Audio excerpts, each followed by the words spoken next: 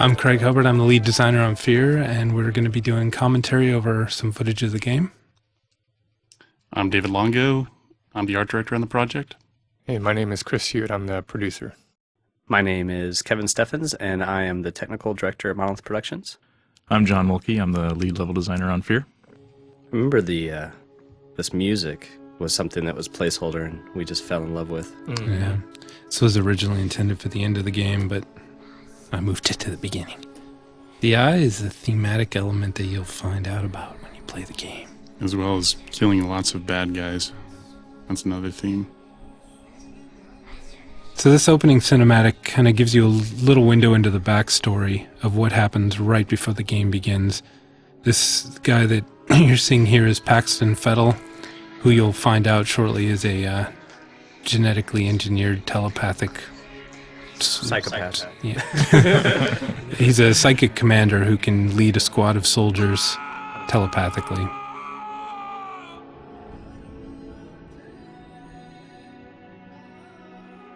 So his scream is sort of reverberating through this facility, and it awakens these clone soldiers.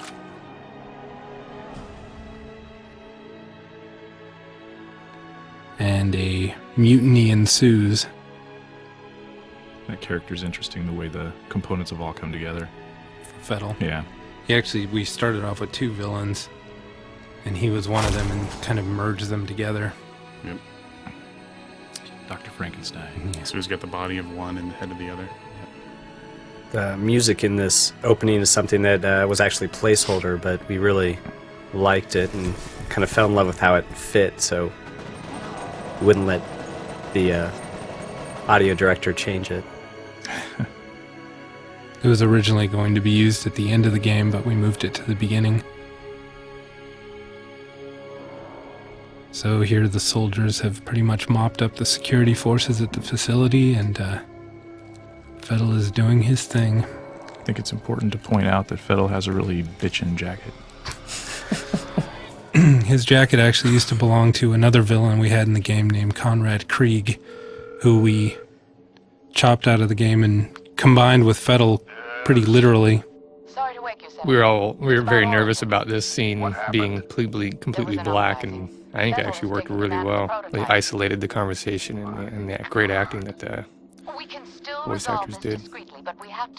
I spent a lot of time on the timing of these titles to get it so it didn't feel too dead. So this briefing was inserted after we did some initial playtesting on the opening part of the game and found that players didn't really understand exactly what had happened, so we wanted to put it in a little more context. What's his story? It's actually a good example of some of the technology with the videos playing in the background. There's like about 8 different videos playing. Top secret, of course. It also is a way to introduce Fear as an organization and kind of give you an idea of who you're working with and what your team does. A full battalion of them, highly trained and heavily armed. The team kind of changed over the course of the project, too. What are we supposed to do against 1,000 super We originally had like I said, another demolitions expert, and I think each team member had a unique sort of skill, but you changed that over time, just to simplify the storytelling, the gameplay.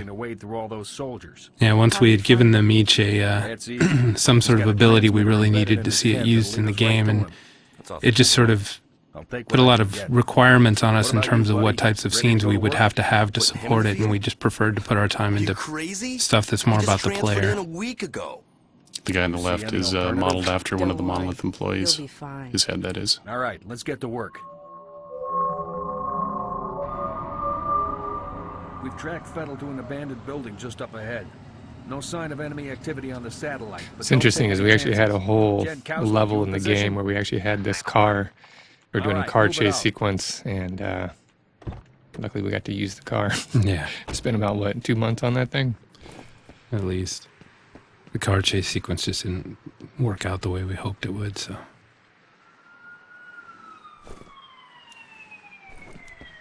This area is an area that helps really present that big open city kind of concept. Trying not to throw you directly into a claustrophobic kind of dungeon crawl situation. We also wanted to introduce some of the gameplay concepts in a relatively low risk environment, so we use it as a mixture of a training level and also a means of establishing the mood of the game and some of the backstory.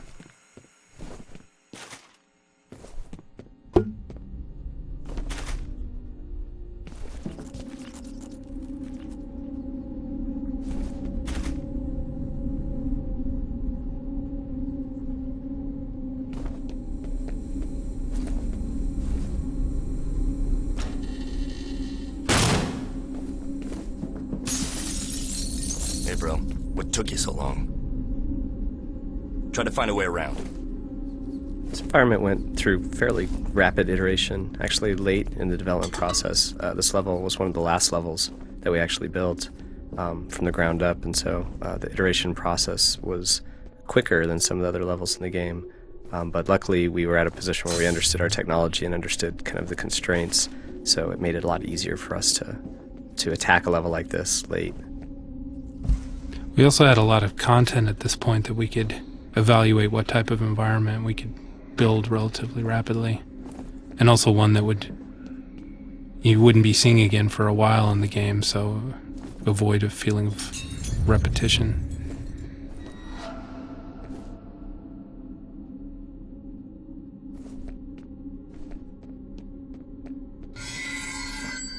Get your first dynamic or volumetric lighting there. Yeah, you can see it on the left. Nice. We used to have Alma walking past the doorway there. The character we had there, I think, works a little better. Yeah, it works a lot better with Fettel, I think, this whole level. I really like that sequence of the door slamming in your face baby. for some reason. Yeah. Baby cries. crying is scary. Yeah. Yeah. I like the physics, too, on the paint cans in the chair. The disturbances of the poltergeist activity. Yeah, don't know quite what's going on. This is a little bit of a challenge setting it up because it had initially kind of a haunted house feel because there were events in every single room, so spreading them out a little more improved the pacing. Yeah. Yeah, You want to be careful. You know, it's easy to fall into that rhythm. Yeah, where it becomes predictable. Yeah. You walk in and you're expecting, okay, what's going to happen? Come on. This was another situation where we Go! decided to mess with the player's expectations a little bit. Yeah, we start to blur the lines here of what's real and what's not. Originally, we had mapped out a much more sort of conventional scene where you guys both bust into the room together and find the body, but just for pacing, it felt a lot better to get rid of Jankowski and put you in this hallucination. This is the first victim of Fettel, isn't it? You up here. Well, technically the second, but the first one that you Looks like find. We see in the game, yeah. Just leftovers. The transmitter signal's coming from nearby. It's gotta be around there somewhere. I'll wait here for Jin. You take a look around.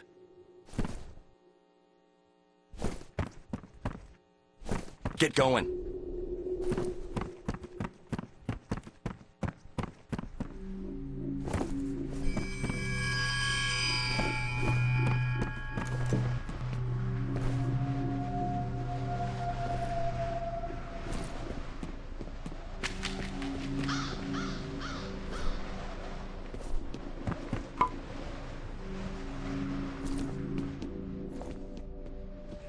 Another area that evolved quite a bit in the later stages of the project. A lot of the outside foliage and buildings.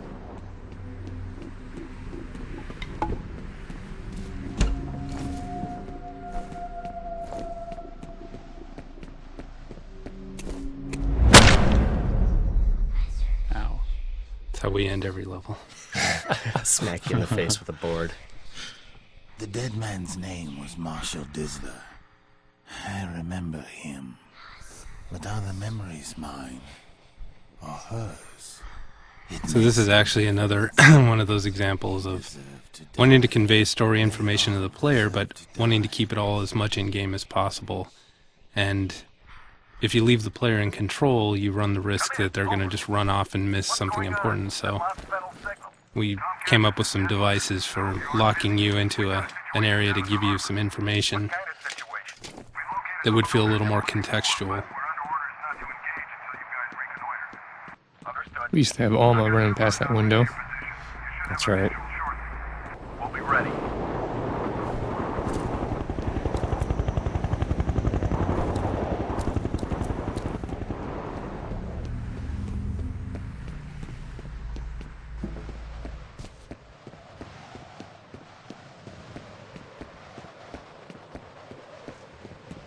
What do you think of the new point, man? Hey, where you been? There's actually a conversation there you can eavesdrop on if you don't go running You down the boys run stairs. along. I'll be busy I here really for a like while. that conversation too. It took me a while before I heard it. Really? Like, working on the level after a while. At one point I just stopped up at the top of the stairs and finally heard it. And it was cool.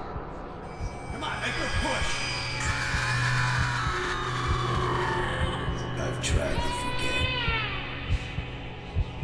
I've tried so hard to forget.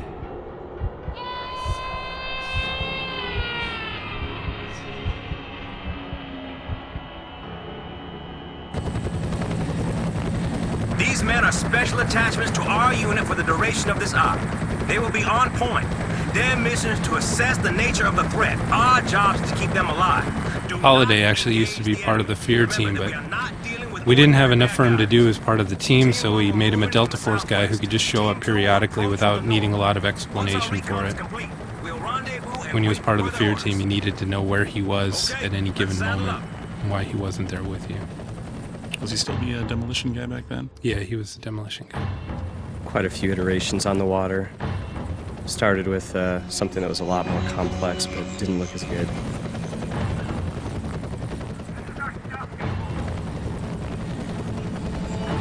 I thought it would be nice to let you actually come in on a helicopter and fast rope down as opposed to just watching the whole thing in a cutscene.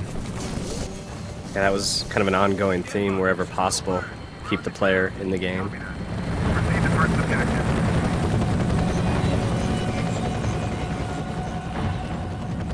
Since you're on point, see if you can get this gate open. I'd send one of my boys, but I think we need a specialist for this one. The sarcasm. Actually, I had to re-record the line to get a little more sarcasm in there. It didn't come across the first time. Goody. One of the playtesters was confused that he was waiting for the specialist to show up. Didn't realize that he was the specialist.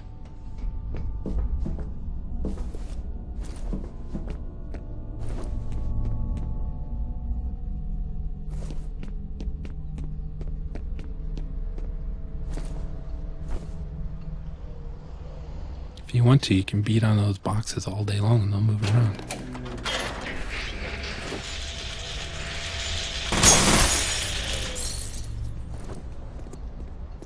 Good job. Head on back. What do you think the chances they'll still be doing okay when you get down there? I'm sure everything will be fine.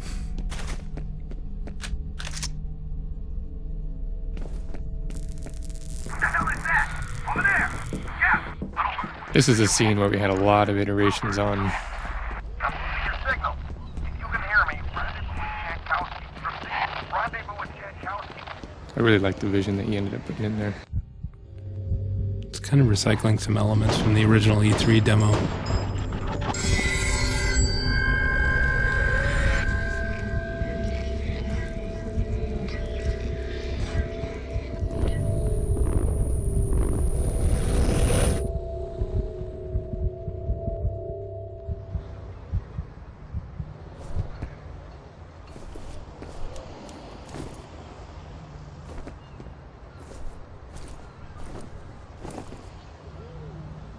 It was a fairly late addition too. Was the effect of having the. Early on, we had the bodies basically just kind of turn into piñatas and explode. With and candy. Well, the skeletons were always on my wish list because I just find skeletons a little disturbing when they got blood and meat on them. This one is a big challenge for us, trying to introduce the enemies for the very first time. It's amazing how many playtesters don't realize that they're bad, even watching them shoot an innocent bystander. Yeah, we had a lot of different soldier types, good guys and bad guys, and so it was important for people to understand which ones are the ones that I should shoot at.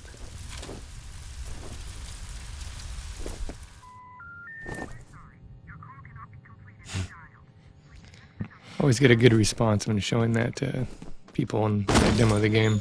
Just those little things add so much.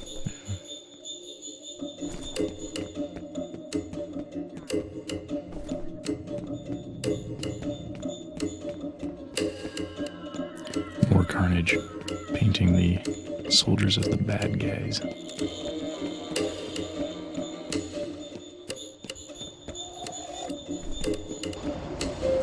This actually used to be the first level in the game, but we didn't want to start off in a warehouse, so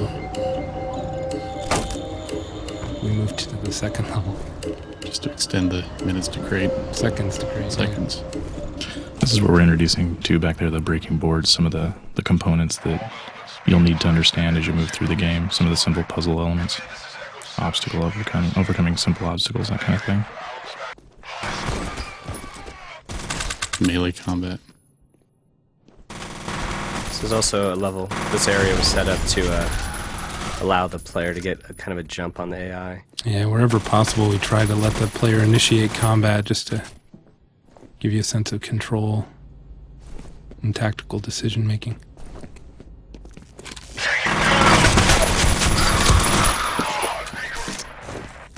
There's a lot of navigational options open to the AI in this level too, which is nice. Get that sense of an open environment to fight in.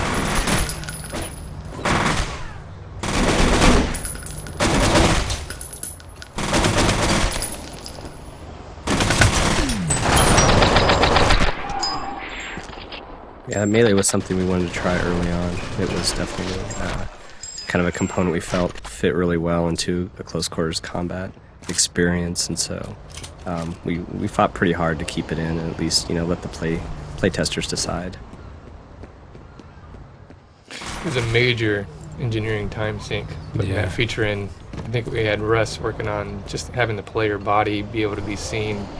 It took about 3 months at least. Just with all the animation issues. Yeah, definitely added a lot of challenges on the 3D side. Yeah. I mean, the whole core of our game is obviously the shooting aspect, and when you fundamentally change that, it's a pretty big task.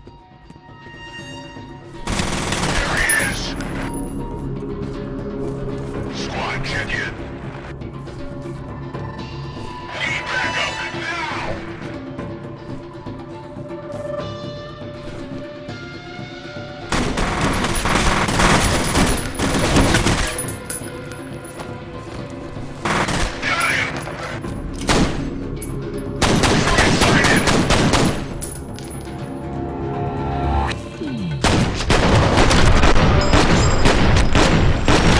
Slow-mo was also another feature that originally we weren't sure if we were going to be able to do it.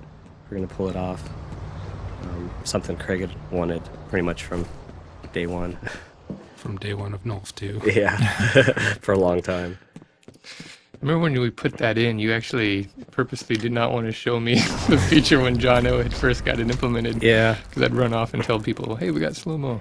Yeah, John O'Rourke, the engine architect, first re-implemented the timer system to support changing the gameplay speed, and it was even his initial test. It was really cool, and we knew that people were going to really like it. So we, on purpose, didn't show it right away because it's really easy for people to get very excited about a feature when all the details haven't been figured out. So it was kind of a stealth feature for a while.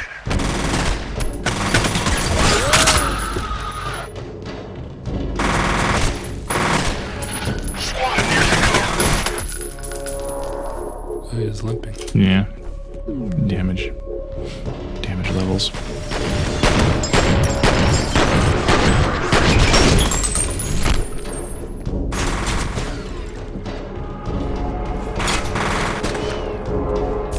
That was one of the fun parts, coming up with how much stuff can we put in the environment that's going to be destructible and bounce around when shot.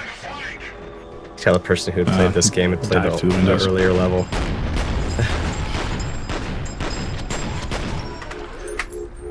They're looking for a med kit that we moved.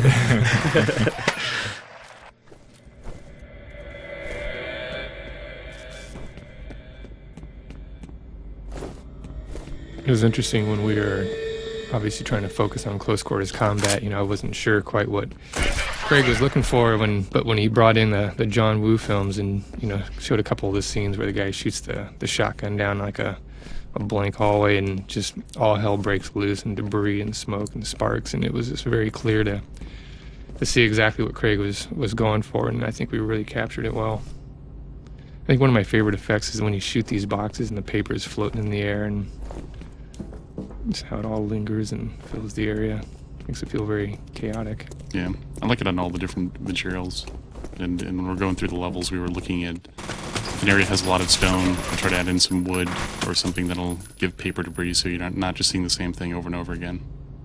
Just get that variety of chaos and crap in the air. Really trying to make it all larger than life, too, so that it feels like an action movie and not like CNN footage.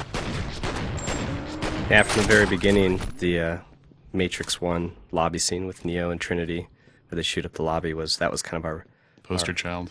Yeah, that was the bar we were aiming for. I remember when I was telling the story in the interview about the sparks and how when we got it in there, to me it just seemed way too over the top, even though I felt like, we needed obviously that type of destruction and eye candy, but just a couple of days later, you just couldn't get enough of it, and Wes really did a great job. Wes Salisbury. Wes Salisbury. There's a lot of finessing that went on, too. A lot of very subtle things. I think that we kept the same number, but, we shrank them a little bit. There were some sparks that felt more like fireworks that would spin around. Yep. And, we still have those. Yeah, it's great. They happen. But It's the frequency. rare. There was a lot of just massaging the numbers a little bit. Mm-hmm. I remember when we set up that demo, we weren't sure if we were going to be able to... Vivendi almost didn't show the game at E3 in 2004, and we were getting down to we literally had 2 weeks before they were going to decide what was going to be shown at E3, and one of the pushes that we made was to create some demos of the gameplay, because we had just gotten online a lot of the enhanced effects systems, and we showed just a little piece to Sierra, and they were just so blown away by what we had done that it had convinced them that they had to show it at E3.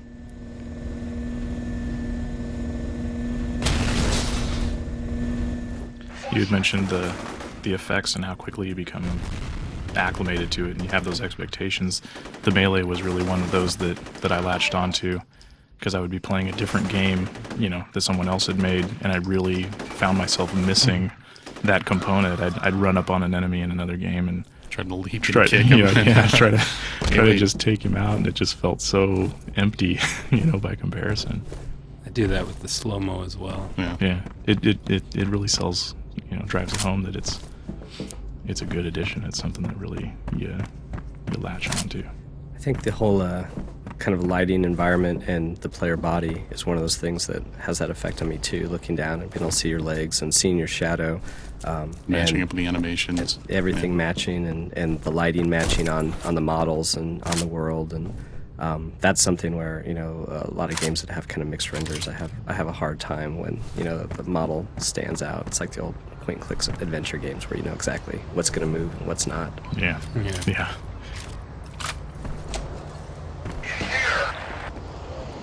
Check the upper floor. Yes, sir. It's a good example of kind of a variety of combat animations. This is another one of those situations where, we built in a non-linear path here so that lots of opportunities for the combat, and it could just emerge in different ways depending upon what the player does. That was a big push. Left. Yeah, it was a big push. Keep it open-ended.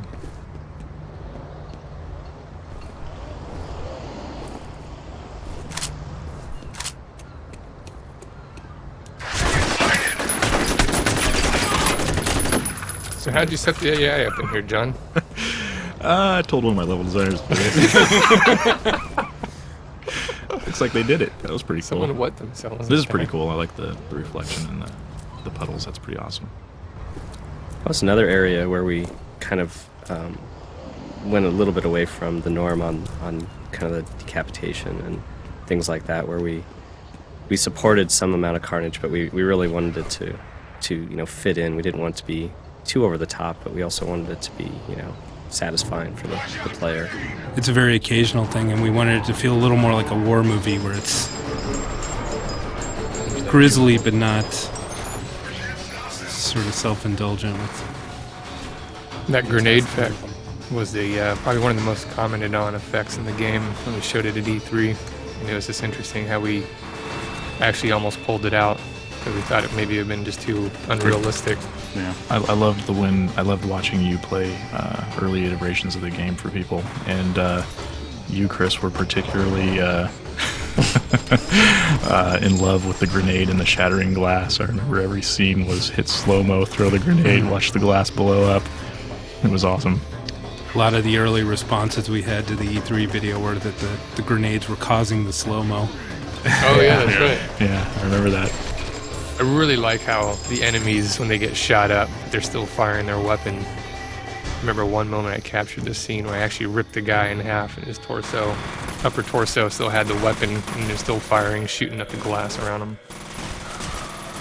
It feels like a total action movie. There's sequences where you'll be in slow-mo. He'll have a weapon that you don't have. You nail him in slow-mo, and he's shooting the gun and falling to the ground, and you just, as you walk through him, grab the gun from him and start shooting the next guy. It feels Have you ever awesome. done the moment like where you shoot the guy and the guy's weapon's flying through the air in slow-mo and you can actually catch it? Yes, Switch? yeah, It's awesome. it's awesome. That's one of the things about this game. I mean, I was the guy that pretty much did 90% of the video captures, and it was there's so many moments where it just felt like this is just the perfect action movie sequence right here. I mean, we play this game. I mean, I'm wondering how many hours I've played this thing, like 300 hours, and you still get impressed by some of the things. I had a that can happen. cool sequence the other day. I came into a room and there was a conference room table, and there was a guy on the near side of the table and a guy on the far side of the table, and I went into slow motion and did a triple kick, and I nailed the guy on the near side and basically rode his body across the conference room table, and then nailed the other guy on the other side and took him out. It was an awesome awesome moment. Body surfing. Yep. This scene changed quite a bit. There's a lot of iterations on this scene. Jankowski used to die here. Yeah, he was actually pinned up on that wall, crucifix style, with some beams. I thought it would be a lot more interesting if you don't know what's happened to him and if we can sort of keep some suspense about that. Where are we going? We're exploring. You found a secret. And it's all for naught. You've There'll be got something nothing. sitting right there. I like this really strong plastic wrap that kept all those boxes perfectly assembled.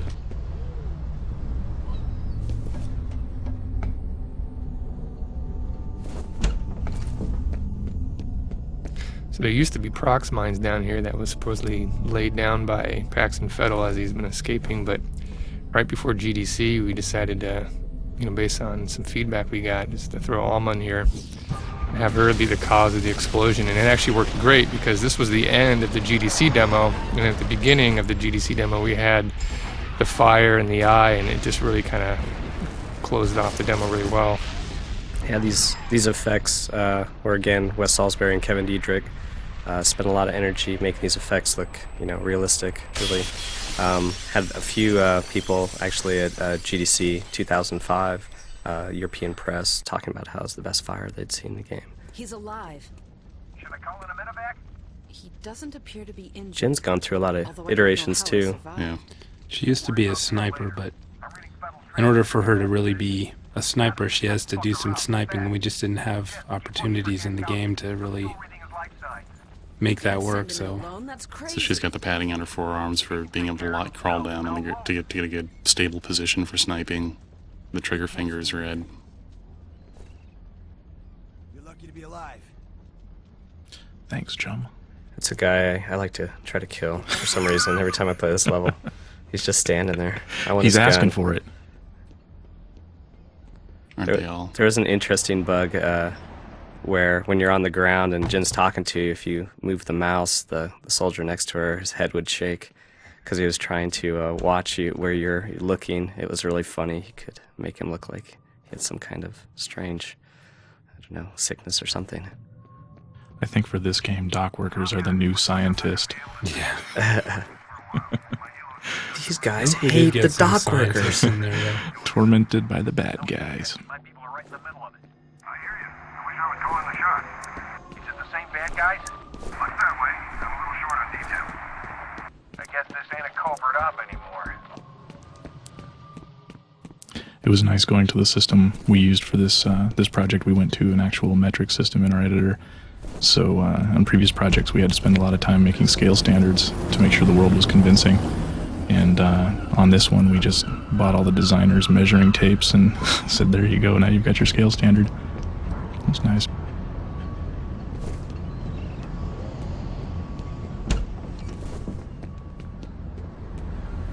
So this is a part in the game where we've kind of gone back and forth on whether to keep it or not.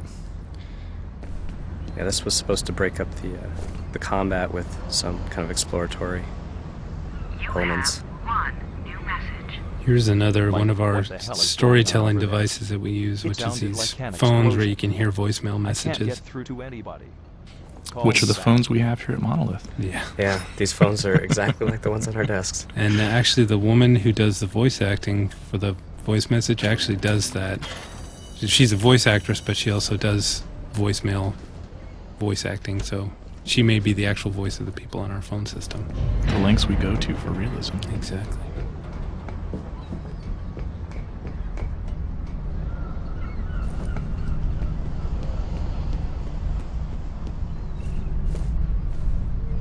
That's another thing that early on we wanted to use the kind of ladder climb that's found in some more of the tactical games instead of the traditional kind of first-person shooter. Just kind of, magically glue yourself up and down ladders, which was definitely a design decision that, maybe Craig wants to talk a little bit more about. Well, one of the things that it does is it makes you vulnerable on a ladder, so there's a little bit more tension involved in deciding to climb up to another level in a firefight, for example. It's a lot more advantageous to try and deal with the threat than So the rats are running away from something. There can't be anything good down there. We actually had Alma here pull straight back into the darkness. Now we have her running across, which I think worked out really well. Yeah, this area definitely got iterated on multiple times, and I definitely think it ended up a lot better. Well, we ran into a problem with that original setup because players can adjust their gamma, and so you could see her disappearing and appearing, so it's another case where the dynamic nature of PC games really requires you to be creative in how you solve problems. It's also another good example here of the lighting and shadowing that our technology supports to allow for you to see, Alma behind you and her shadow on the wall in front of you. There went a fresh shipment of bad guys. Echo 12, we have a possible intruder reported in your vicinity. We haven't seen anything. Roger. Keep your eyes open. It's another cool element is the buoyancy in the water. Having things float with the new physics system is pretty cool.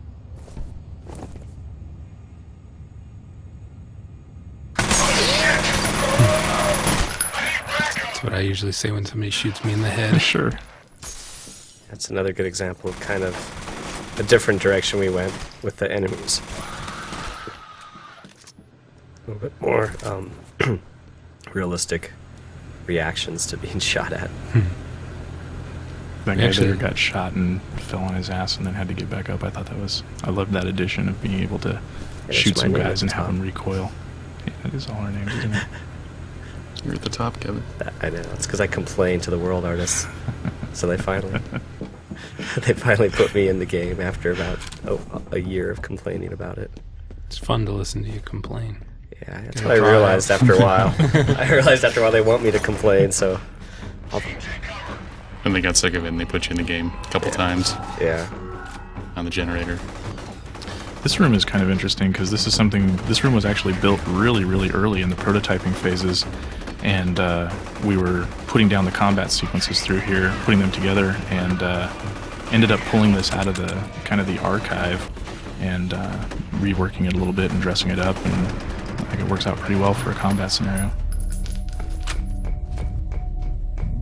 Yeah, that was something that kind of was a common theme where we would have combat spaces that were worked on really early without final art, and they moved around a lot of times. Like something would be, initially in kind of this early area in the game, and it's like, well, maybe this would work in the office, and so it got moved to the office, or vice versa. It was cool working in those discrete little scenes. We just put together elements that would fit contextually into the the various areas we were creating, and just work out the combat and different elements and make them feel cool. Or not. It always felt cool. Sure did. Yeah, part of the reason we wanted that more modular approach is so that we could adjust pacing by shifting scenes around fairly easily instead of being locked into a layout.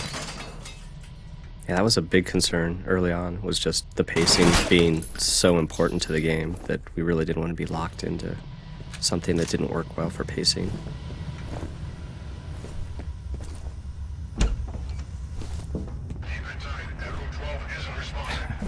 This is one of those rooms where we thought it was pretty fun to fight here. We thought it was pretty cool. We had a lot of performance concerns for this space, and it ended up going through a lot of iterations. I think it turned out pretty nice, though. Well, actually, speaking of the modular approach, this is also a room that at various points you've entered from at least 3 different directions. That's true.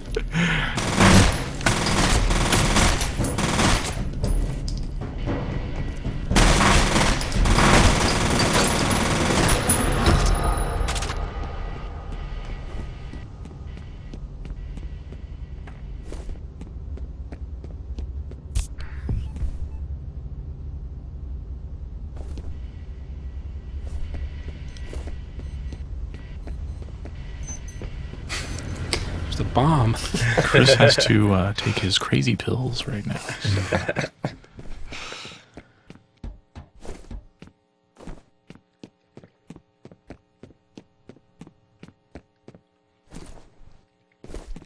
This is another one of those spaces that changed around so much. There used to be an alternate route into the space that ended up getting pulled out, and used to be a big combat scene here too. Yeah. See, at the beginning of the project, we were told not to have any more than 3 AI, and then also make sure not to have combat with water. So we put 5 AI in here and put the combat in with the water. Yeah. For any of you people out there that are thinking about becoming an engineer or an artist in a game company, pick artist, because you can kind of do whatever you want, and then the engineers have to clean up after you. Don't pick engineer. I don't believe him. This is that complaining we were talking about earlier. Exactly. It is interesting, though, how early on, kind of the constraints that we thought we were going to have to deal with, really, we kind of worked around, like, because early it was 3 AIs, it was, 3 lights. Yeah. And both no of those. bridges and few columns. No water. Yep. No moving platforms. Yeah. Yeah, some of the first spaces I remember people looking at us going, we can't do that. Yeah. We've got to pull back. Don't even try. But now we have 6 AI at a time and 22 visible lights and Yeah. and Kevin What's our min begrudging it. spec? Yeah. Yeah. What's our min spec? Exactly. It's tricky, too, because I think the average gamer doesn't understand why they can't look at the scene and understand why it would run slower on their machine than an older game, but I think just because the per pixel lighting and the dynamic shadows. I think the biggest wake-up call is when I found out that every light that hits a model, it has to re-render that model. So if you've got 3 guys in there with 3 lights, right? You're about basically the equivalent of 9 guys in the room. So from a it's just rendering not standpoint, the models. It's any surface. It's for every light that hits a surface, it has to re-render that surface, and depending on how expensive it is to render the surface, it can add up quite quickly. That's one of the reasons why resolution is such a big performance drain too. Is higher resolutions, there's more pixels, so you're rendering more pixels more times, and it slows down the frame rate quite a bit. A laptop was another example of a storytelling device where you can activate it and upload some data, and then There's your David. coordinator. Hey, there's David on the Oh, left. yeah, there he is. And there's I've been Andy working out. Grant. Andy Grant. Yeah. Good luck in New York, Andy. TPS report. I know some of those papers are hanging up in our hallways.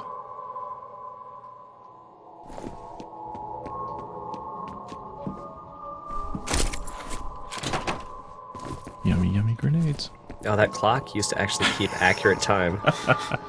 They forced me to pull it out. That clock, that black clock on the wall, actually all the hands moved accurately and kept accurate time. But John Mulkey, the lead level designer, hooked it all up. Probably spent way too much time getting it to work. 2 minutes. And then us in engineering said, this is actually not good for performance, so could you please make it so it doesn't actually keep accurate time? It's going to keep this game from being AAA. You know that, don't you? See, we try hard, very hard to make everything as realistic as possible, but there's sometimes constraints. There's limits.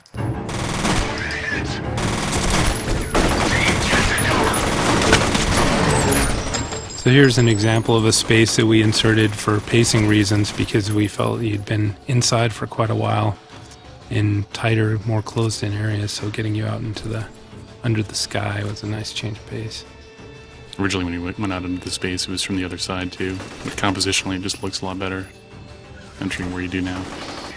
This is actually one of my favorite combat spaces. I've probably played this space 30 times, and combat's different every time, and it's always satisfying. There used to be a big air conditioning thing up on the wall there that you could shoot and knock onto a guy, but we couldn't convey it to the player well enough, so we just pulled it.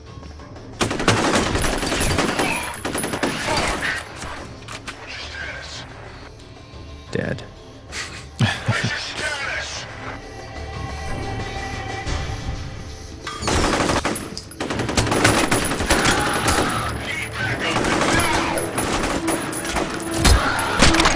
There we go. That hurt. There's an example of a good rifle butt. Yep. The body impact effects was something that I really liked. There was a lot of sequences early on where you'd shoot a guy and throw him off a balcony and he would fall to the floor below. And Kevin hooked it up for the big bloody print impacts and just. Oh well, no, Brad feels Pendleton, tasty. lead engineer, actually made that work. Brad did that? I prototyped it, but he's the one that actually made it shippable. So Yeah, that's another cool thing, too. Makes me giddy. The impact that looks like it recesses into the wall. Yeah. Displacement. The offset shader. Yeah, the offset shader for a lot of the bricks, I really think, pulls them out and makes them feel real. And the offset shader for the impact marks definitely adds a ton. This is another one of those spaces that originally you actually came into this from the far side of the room, swimming through an underground tunnel to enter a facility. And this is something that just through reworking the layouts and making the game work with the story, it changed around quite a bit. It's a good example of our water technology, which allows for accurate reflections on the surface, and also you notice that the surface is being displaced as you move through it. So that was something that we spent a fair amount of time on, and it's used in a few places in the game.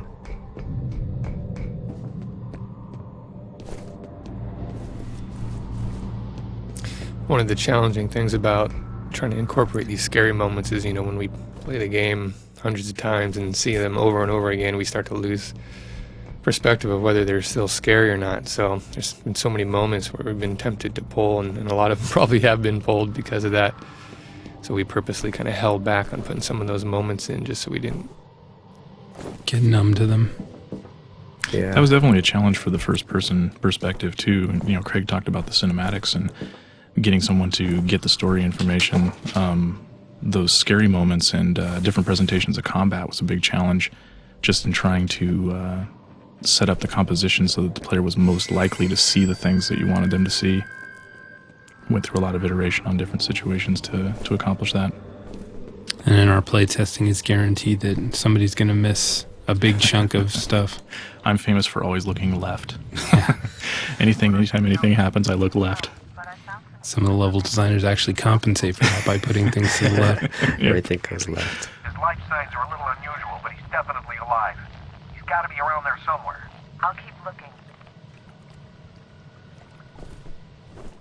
It's actually a really good example of the water, the buoyancy, reflection. Sploosh. The ripples from the player. Yep. Oh, this is cool dynamic lighting here, or fog. Yeah, volumetric lighting. Volumetric. Yeah, one of them words. Your level designer. It's Yeah, okay. I don't understand these things. This is a moment that always gets a good response in the play tests. Yeah. Seeing the shadow of the guy. I always like to melee him here. Yeah. Yeah, everybody always approaches this guy differently. I like the shotgun through the window Yeah. in slow-mo. I like the slide kick. Yeah. Just to make sure. The jump kick's actually a good one. Yeah. I do the roundhouse there. Double guns.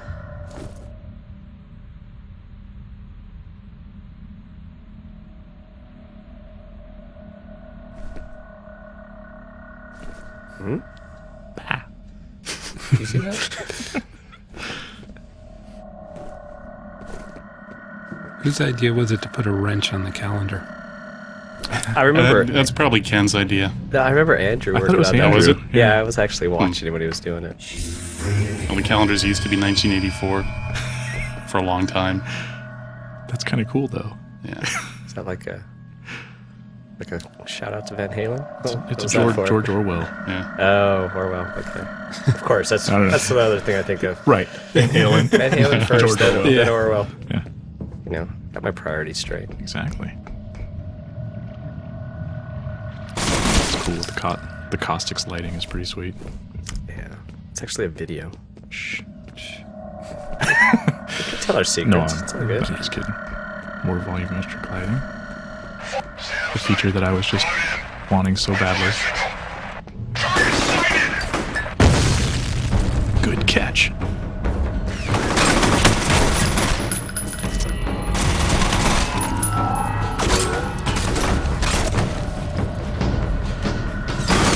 This space actually went through quite a few revisions too. Yep. Originally there was a pool down there, but combat and water again. Yeah. They don't mix. Yeah. Oh, yikes.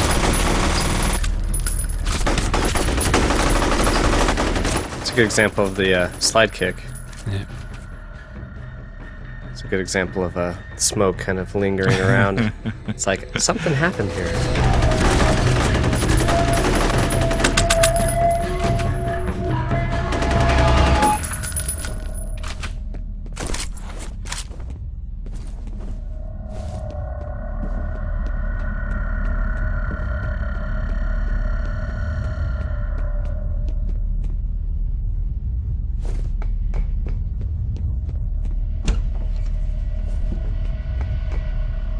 Command, what's the sit rep? Still holding for orders. Remain where you are. Understood.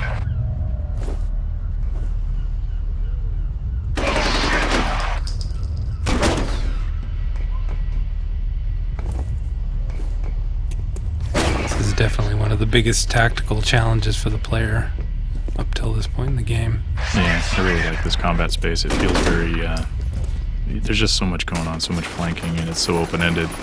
A lot of people have said that it feels, it has a multiplayer feel to it. Yeah.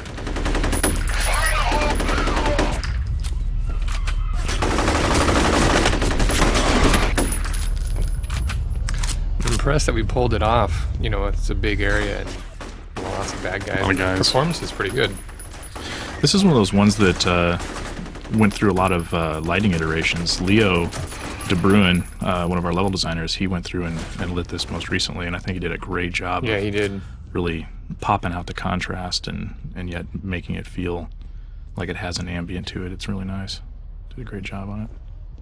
And it runs faster, which is great.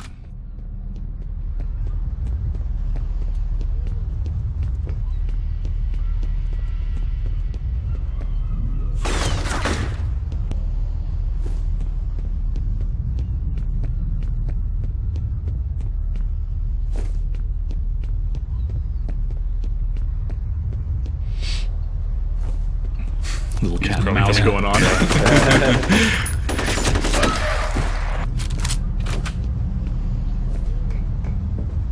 It's definitely a level that demonstrates the how dynamic the AI are in responding to the player and how the player is moving through the space and what they're doing and the choices they're making. I would It's play cool. it completely differently if I played it again. Catch. Nice. Oh, there goes a head. Yep.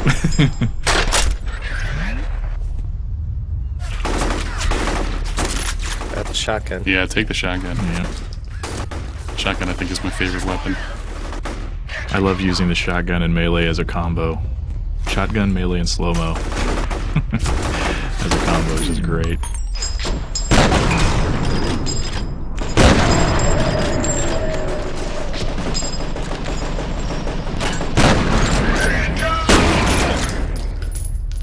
One of the things I'm happiest about is that instead of ragdoll physics, we have stuntman physics. The way the guys fly just feels much more like movie stuntmen. Yeah. As we're about to witness. Yeah. Ooh, that's nice.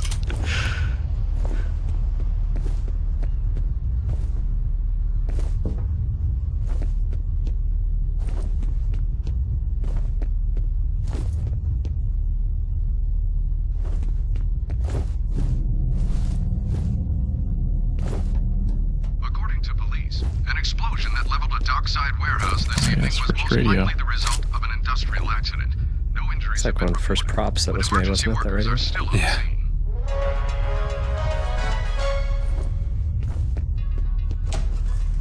I like this this puzzle here where you turn on the water. It's actually a good example of a sound feature that Terry Jones, our audio engineer, implemented that is allows you to string a sound along kind of a, instead of being around a radius, it's actually following the pipe. So as you move down the pipe, you can hear the water the whole time, but you don't hear it in here. Yeah, still got the positional. Yeah, which is cool. Which is, you know, very realistic.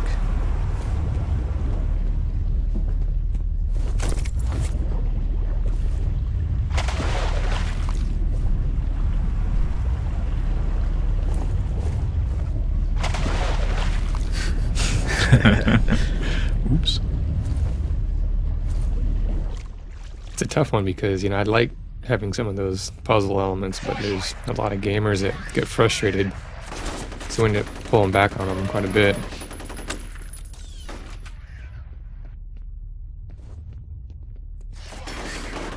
This is a good combat space as well. This is one of my favorites.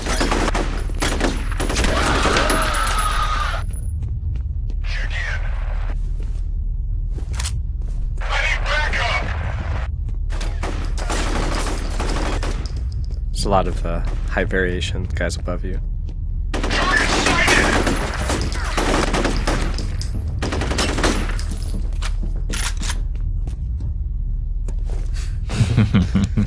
He's retreating. Nice. This area was actually one of the first combat prototype areas we built. Nasty.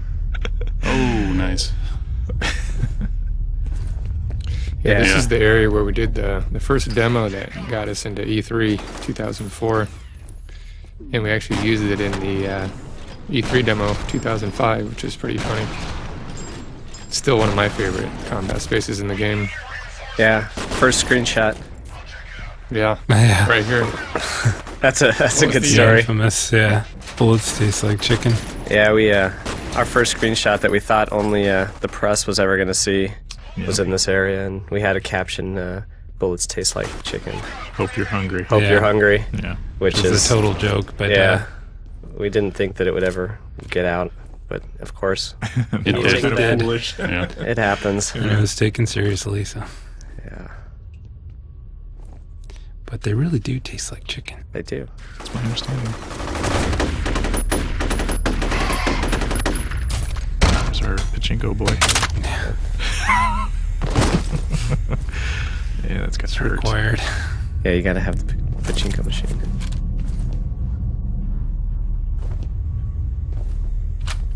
It's too quiet. Don't trust it.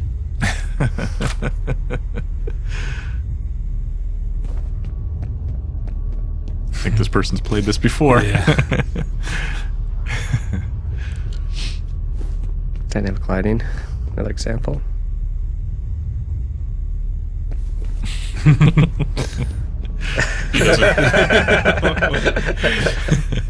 Some trepidation. He's just working his way up to it. What's he worried about? So one of our goals in the game is each time we introduce a new element, a new character, a new enemy, we wanted to try and make it dramatic, memorable. So you'll see an illustration of that with the heavy armor.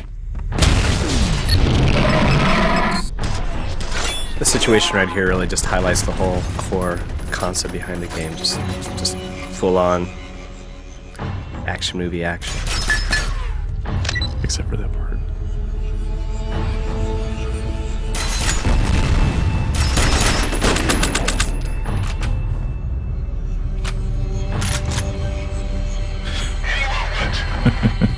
Bank shots. It's kind of where it all comes together. You got the slow-mo, you got the effects, you got the combat.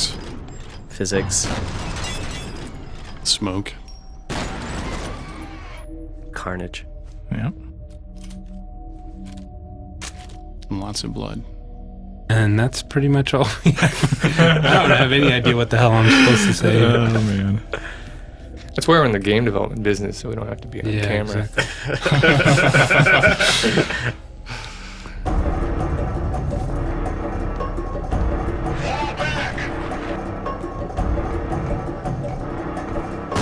Looks like these fuckers are pulling out. Seeing a substantial mobilization on the satellite. Moving in. Get down! Team, get it!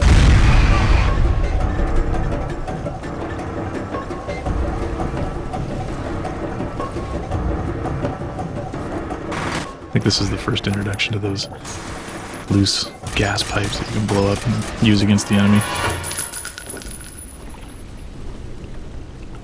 So he just got nailed. Nailed to the wall. That's what you get.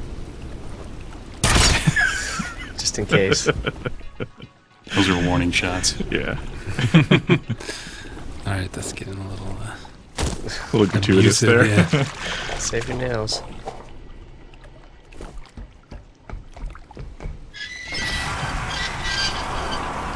This area always reminds me of the the process that we use to build a lot of these spaces, but it's just to start off with a completely simplistic environment, totally gray materials on the walls, just to get the feel of the space and of how the game mechanics would work within it, and then to go back and detail it up. Using the grid texture, it also made it really easy to just look at something and say, pull it back a meter, 50 centimeters. I think that was really, it was a great thing to work that way. You didn't get caught up in the details. You were able to just concentrate on the composition and what the play was going to be. This used to be a much longer cinematic, but I just distilled it down to this little snippet of the interrogation. Kind of an ongoing theme throughout the game, trying to kind of leave more to the player's imagination than spell it out for them.